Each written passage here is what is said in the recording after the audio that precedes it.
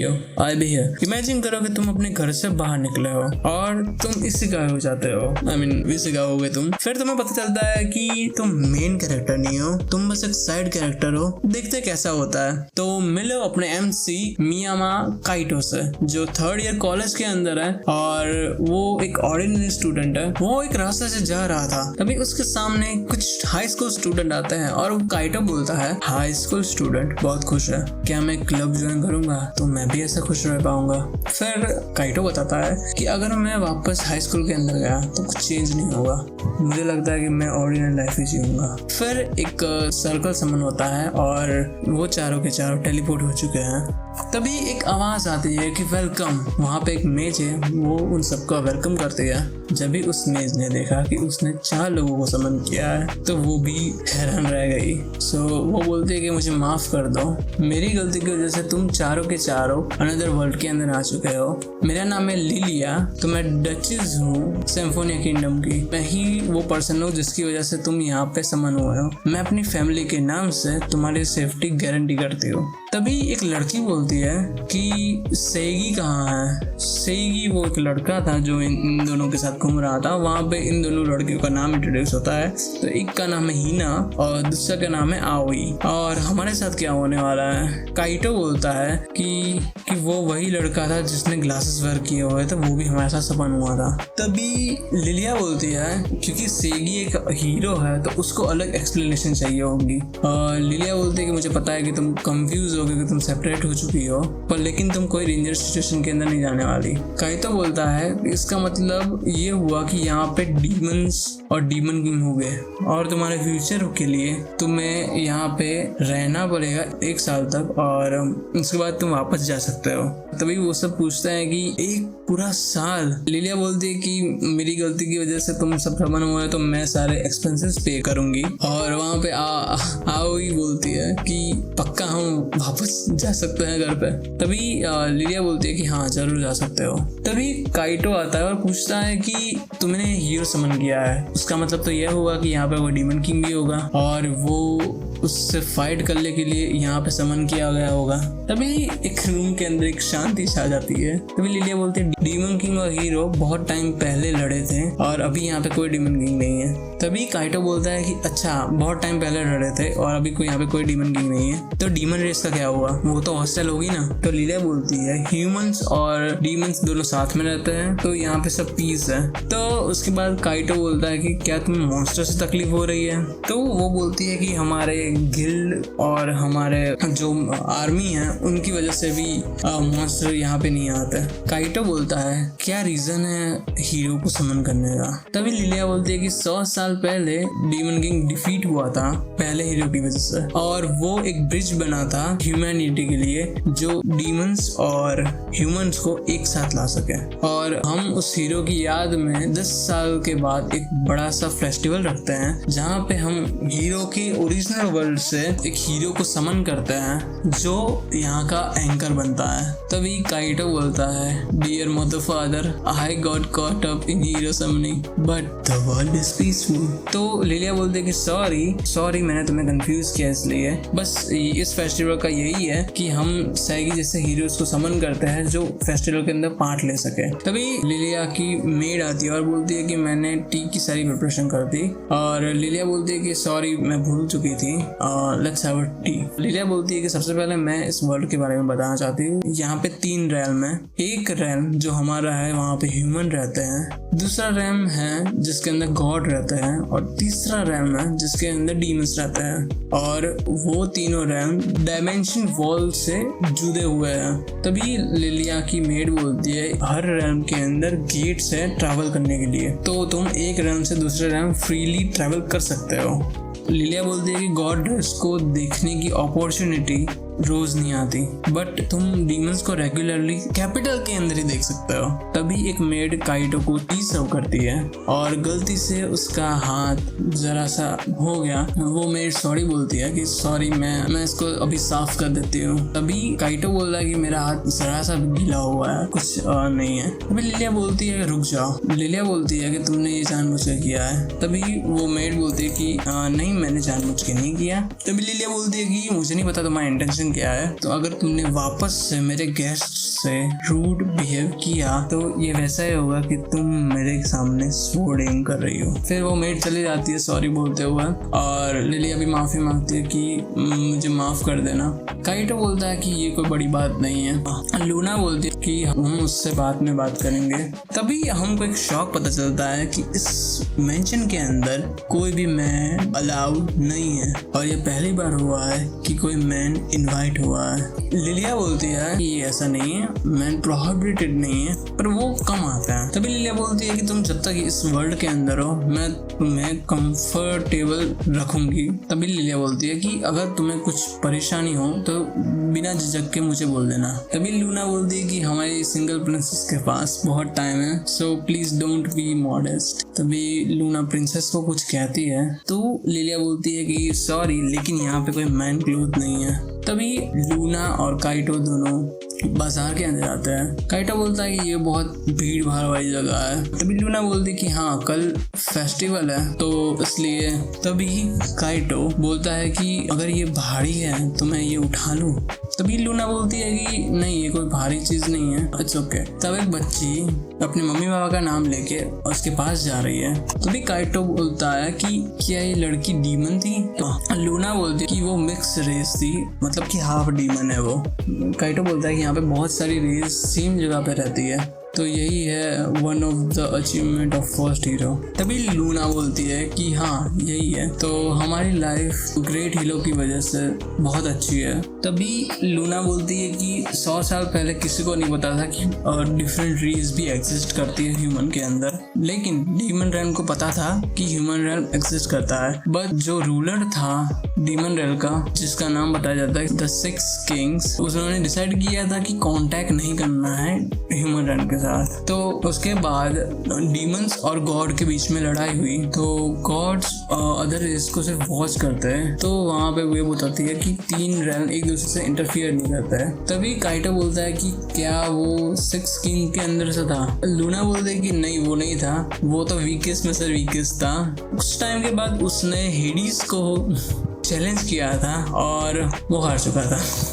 हेडिस जीत जाता है और उसके बाद हेडिस बोलता है कि ह्यूमन के लिए कोई ट्रबल मत क्लॉज करना, लेकिन शिटी डीमन रेस ने ह्यूमन रेल्म को इन्वेड किया था। वो बहुत गुस्सा हो गई है फॉर सम रीजन। तभी सब पूछते हैं कि क्या तुम ठीक हो? तभी काइटो बोलता है कि जब वो हेडिस के बारे में बात करती है तो वो स्ट्रेंजर बन जाती है मेरे लिए। तो वो बोलती है कि भले वो एकदम अजीबोगरीब था लेकिन वो ह्यूमन रेल्म के लिए अच्छा था। हेडिस की बात यहाँ पे हो रही है। अगर बाकी सारे किंग्स भी ह्यूमन रेल्म चाहते उसको डिफीट करने के लिए, तो ह्यूमन रेल्म के साथ जो रिलेशनशिप है वो उससे भी ज्यादा बदतर होती। तो वहाँ पे एक पॉसिबिलिटी थी जहाँ पे मैसिव वॉर हो सकते थे, तो इसलिए वो नेसेसरी था ह्यूमन को डीमन किंग को डिफीट करना। तो वहाँ पे लूना बोलती है कि हीरो जो यहाँ पे समन हुआ था अदर वर्ल्ड से, तो उसने ह्यूमन रेल्म को ट्रैवल किया था और उसने बहुत लोगों की जान बचाई थी और उसने चैंपियन को ढूंढे थे जो उसके साथ फाइट कर सके। काइटो बोलता है कि हीरो की जर्नी बहुत हार्ड थी। जब डीमन किंग हार चुका था तो तभी लूना बोलती है अगर डीमन किंग हारा नहीं होता आज जो ह्यूमन रेल्म है वो वैसा नहीं होता। फिर उस हीरो ने नेगोशिएशन चालू की, तो वो सारी जगह पे जाके नेगोशिएट करने लगा और हेडिस और बाकी सारे 6 किंग्स ने उसको सपोर्ट किया। ह्यूमन रेल्म और डीमन रेल्म और गॉड रेल्म के बीच के अंदर वो एक लाइट बन के आया था। काइटो बोलता है ये बहुत क्रेजी की चीज है। सो सिटी का नाम है हिकारी और कॉज ऑफ हीरो की सिस्टर का नाम था तो उसके नाम से हिकारी रख दिया उन्होंने। तो हीरो की ग्रेट वर्क और हेडिस के फोर्स साइड की वजह से ये पीस हुआ। तभी काइटो पूछता है कि उसके बाद हीरो का क्या हुआ? लूना बोलती है किसी को नहीं पता। कुछ लोग कहते हैं कि वो वापस चला गया था और कुछ लोग कहते हैं कि वो यहीं पे रहा था और इसका सर सिर्फ हेडिस जानता है और वो कभी नहीं बताया क्योंकि उसने प्रॉमिस किया था। तभी वो नाचते हुए बोलती है कि हेडिस तुम कितने वाहियात हो। तभी काइटो बोलता है कि वो हेल्पलेस है। तभी काइटो बोलता है कि फर्स्ट हीरो और उसने डीमन किंग को तो डिफीट किया, लेकिन उसके बाद पीस ट्रीटी भी साइन की। तो वहाँ पे वो बोलता है कि यहाँ पे एक धेड़ी समा भी था जो इन सबको सपोर्ट कर रहा था। तभी काइटो बोलता है कि लूना वो देखो वो क्या है। तभी वो अकेला पड़ गया। तभी एक लड़की को दिखाया जाता है जिसके आसपास एक बर्ड्स है और वो बोल रही है कि ये तुम्हारे लिए नहीं है। तभी वो थोड़ी सी आगे जाती है और एक लड़के को देखती है। वो उसको देख के स्माइल करती है और वो बोलती है it's a baby bird. Kyoto बोल रहा है कि ये बहुत प्रॉब्लमेटिक है और मैं यहाँ पे अटक चुका हूँ बिना किसी को जाने हुए। तभी एक आवाज़ आती है, क्या हुआ? तभी वो लड़की उसके सामने आती है। तभी वो बोलती है कि अगर तुम्हें कोई हेल्प चाहिए मैं तुम्हारी हेल्प कर सकती हूँ। और तभी वो लड़की बोलती है कि तुम वही पर्सन हो ना जो अनदर वर्ल्ड से आया है। काइटो पूछता है कि तुम्हें कैसे पता, क्योंकि वो बोलती है कि तुम्हारा मैजिकल पावर डिफरेंट है और यू रिजेंबल लाइक हीरो।